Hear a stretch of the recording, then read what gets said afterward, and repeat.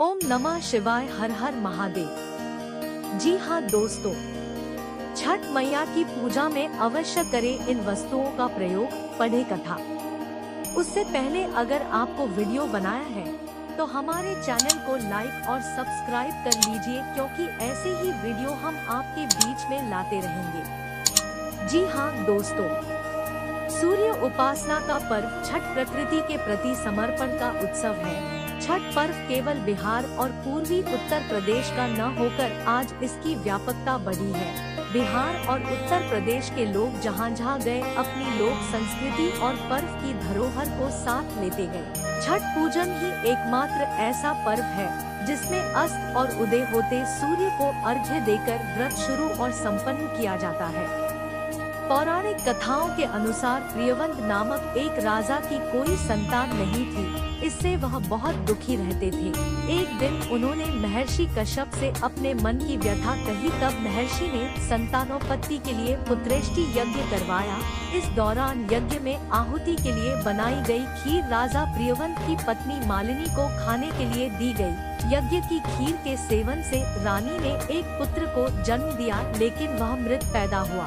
राजा प्रियवंत मृत पुत्र के शव को लेकर श्मशान पहुँचे और अपने प्राण त्यागने लगे। कथा के अनुसार उसी समय ब्रह्मा जी की मानस पुत्री देवसेना प्रकट हुई। उन्होंने राजा प्रियवंत से कहा, मैं सृष्टि की मूल प्रवृत्ति के छठे अंश से उत्पन्न हुई हूँ, इसलिए मेरा नाम षष्ठी भी है।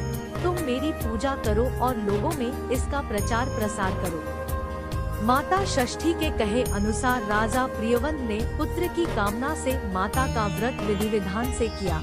उस दिन कार्तिक मास के शुक्ल पक्ष की षष्ठी थी। इसके फलस्वरूप राजा प्रियवंत को पुत्र प्राप्त हुआ। एक अन्य कथा के अनुसार माता सीता ने भी भगवान श्री राम के साथ छठ पूजा की थी। श्री वाल्मीकि रामायण के अनुसार बिहार के मुंगेर में सीता चरण नामक एक स्थान है। यहाँ माता सीता ने 6 दिनों तक उपवास रखकर श्री राम के साथ छठ पूजा की थी। मान्यता है कि श्री राम जब 14 वर्ष वनवास के बाद अयोध्या लौटे थे तो रावण वध के पाप से मुक्त होने के लिए ऋषि मुनियों के आदेश पर राजसूय यज्ञ करने का फैसला लिया। इसके लिए ऋषि मुग्दल को निमंत्रण दिया गया, लेकिन उन्होंने भगवान राम एवं सीता जी को अपने ही आश्रम में आने का आदेश दिया। ऋषि की आज्ञा पर भगवान राम एवं सीता जी स्वयं यहाँ आए और उन्हें इसकी पूजा के बारे में बताया गया। ऋषि मुग्दल ने सीता जी पर गंगा जल छिड़क कर कार्तिक मास के शुक्ल पक्ष की षष्ठी तिथि को सूर्य देव की उपासना करने का आदेश दिया। यहीं रहकर सीता जी ने 6 दिनों तक सूर्य देव की पूजा की थी। महाभारत में भी सूर्य पूजा का उल्लेख पाया जाता है। इसके अनुसार कर्ण स्नान के बाद घंटों तक जल में खड़े रहकर सूर्य की उपासना करते थे। द्रौपदी ने भी पांडवों की रक्षा के लिए छठ पूजन किया था।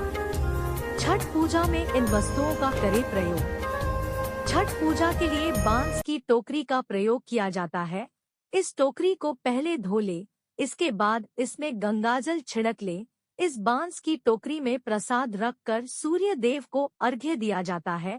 प्रसाद के तौर पर गन्ने का भी काफी महत्व है। छठ पूजन में गन्ना होना आवश्यक है। गन्ने पर कुमकुम लगाकर पूजा स्थल पर रखें।